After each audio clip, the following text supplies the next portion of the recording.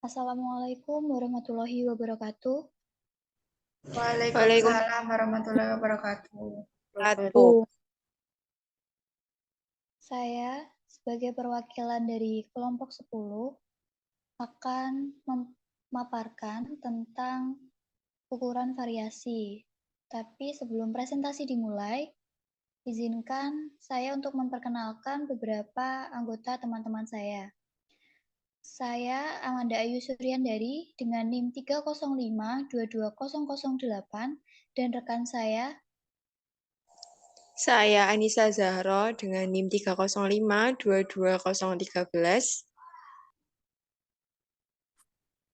Saya Anissa Nuza Luki Yuliana dengan NIM 305-22014. Saya Berliana Elisa Ratna Suminar dengan NIM 305-22019. Saya Eli Fatmasari dengan NIM 305-22032.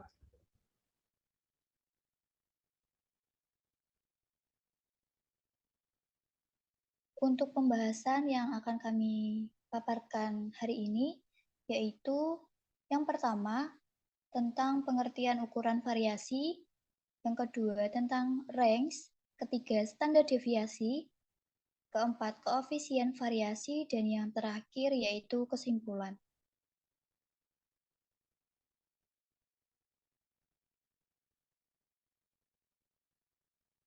Di sini saya akan menjelaskan apa itu pengertian ukuran variasi.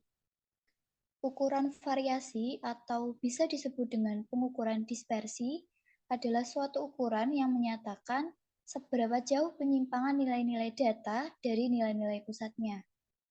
Ukuran dispersi ini pada dasarnya adalah pelengkap dari ukuran nilai pusat dalam menggambarkan sekumpulan data. Maka, dengan adanya ukuran dispersi, penggambaran sekumpulan data akan menjadi lebih jelas dan tepat. Untuk materi selanjutnya akan dijelaskan oleh rekan saya. Baik, terima kasih. Di sini saya akan melanjutkan presentasi mengenai apa itu range. Range dalam kurung jangkauan atau ukuran jarak adalah selisih nilai terbesar data dengan nilai terkecil data. Caranya mencari jangkauan dibedakan antara data tunggal dan data kelompok. Berikut cara mencari range data tunggal dan kelompok. Untuk data tunggalnya, range sama dengan Xmax dikurangi Xmin. Xmax nilai maksimal, Xmin nilai minimal. Untuk data berkelompoknya ada nilai tengah kelas pertama dengan nilai kelas terakhir. Kemudian ada batas bawah kelas pertama dengan batas kelas terakhir. Next. Contoh soal data tunggal dari data 1, 3, 5, 10, 12, 15. Berapakah range dari data tersebut? Penyelesaiannya yaitu Xmax sama dengan 15, Xmin sama dengan 1, maka jangkauannya adalah R sama dengan Xmax yaitu 15, dikurangi Xmin yaitu 1, jadi hasilnya itu 14.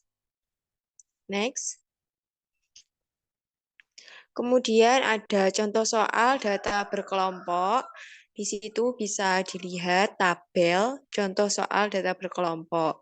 Penyelesaiannya yaitu nilai tengah kelas terendah sama dengan 45, nilai kelas tertinggi sama dengan 90, jadi R sama dengan 90 dikurangi 45 sama dengan 45. Selanjutnya akan dijelaskan oleh rekan saya. Selanjutnya, standar deviasi. Standar deviasi atau simpangan baku adalah suatu nilai yang menggambarkan seberapa besar perbedaan nilai sampel terhadap rata-ratanya. Caranya, mencari simpangan baku dibedakan antara data tunggal dan data kelompok. Berikut cara mencari simpangan baku data tunggal dan data kelompok. Untuk data tunggal, dirumuskan seperti ini. Lalu untuk S adalah standar deviasi atau simpangan baku, XI adalah data ke-1, X adalah rata-rata atau mean, N banyaknya data sampel. Untuk data kelompok dirumuskan seperti ini. Selanjutnya untuk S adalah standar deviasi atau simpangan baku, XI adalah data tengah atau median dari tiap interval, X adalah rata-rata atau mean, N adalah banyaknya data sampel. Berikut contoh soal data tunggal. Sebanyak 8 siswa kelas 10 MIPA 5 mengikuti ujian susulan untuk mata pelajaran matematika karena tidak hadir saat ujian berlangsung. Adapun perolehan nilai ke-8 siswa tersebut adalah 75, 80, 66, 90, 89, 85, dan 87. Tentukan simpangan baku dari data nilai tersebut. Pembahasannya, mula-mula harus menentukan nilai rata-rata atau mean seperti ini, dengan hasil 82,75.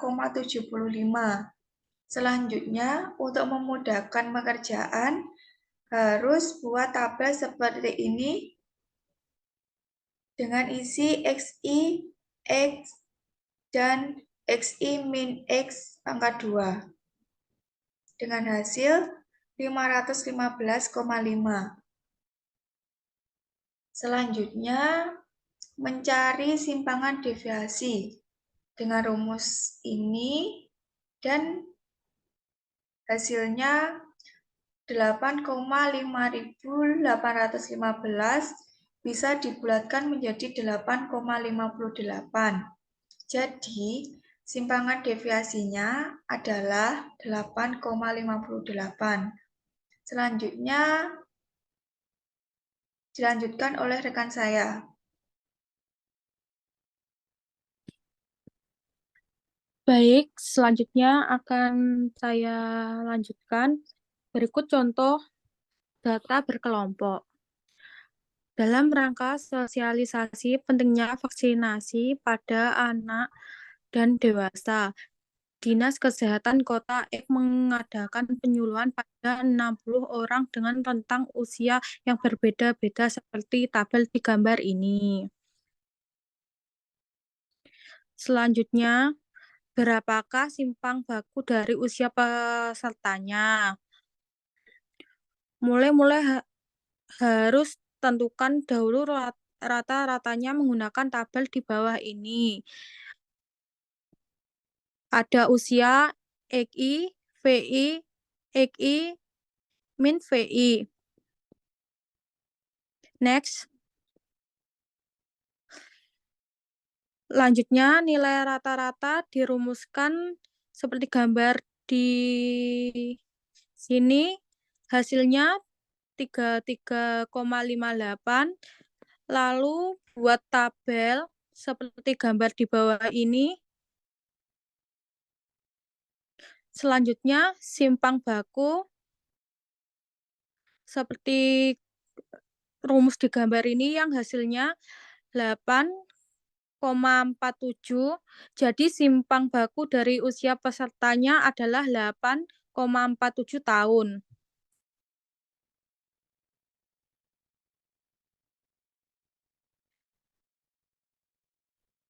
Selanjutnya akan dilanjutkan oleh rekan saya.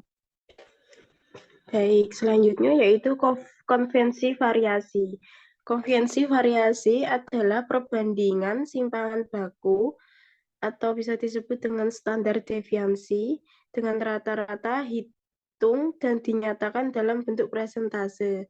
Untuk melihat sebara atau distribusi data rata-rata, hitungnya semakin kecil konvensi variasi, maka data semakin homogen atau seragam.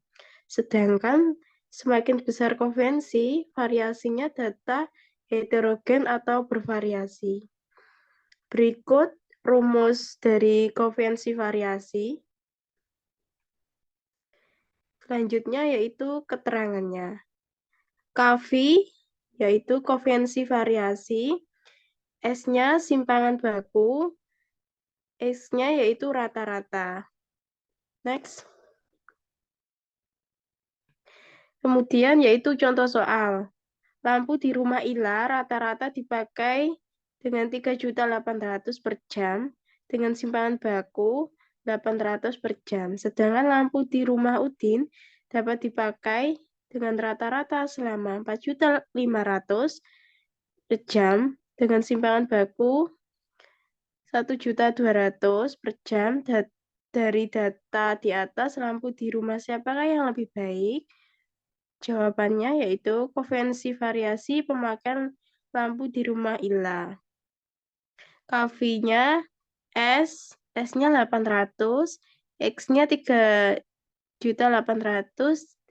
dikali 100%, hasilnya yaitu 21%. Selanjutnya yaitu koefiensi variasi pemakaian lampu di rumah Udin. KV-nya sama dengan 1.200.000 per 4.500.000 dikali 100% sama dengan 27%. Jadi perhitungan koefiensi variasi lampu di rumah Ila lebih baik dari rumah Udin karena koefiensi variasi rumah Ila lebih besar dari rumah Udin. Next.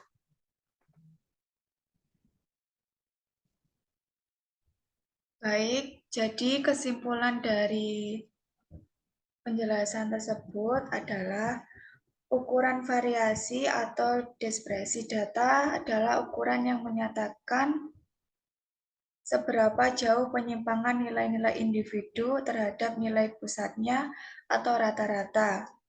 Dispersi data sangat penting untuk membandingkan penyebaran dua distribusi atau lebih.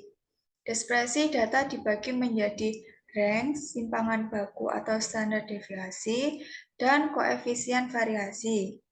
Pentingnya kita mempelajari dispersi data didasarkan pada pertimbangan.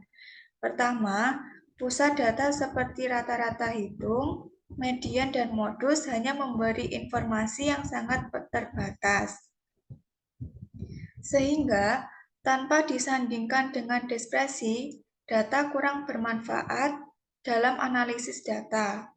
Kedua, dispersi data sangat penting untuk membandingkan penyebaran dua distribusi atau lebih.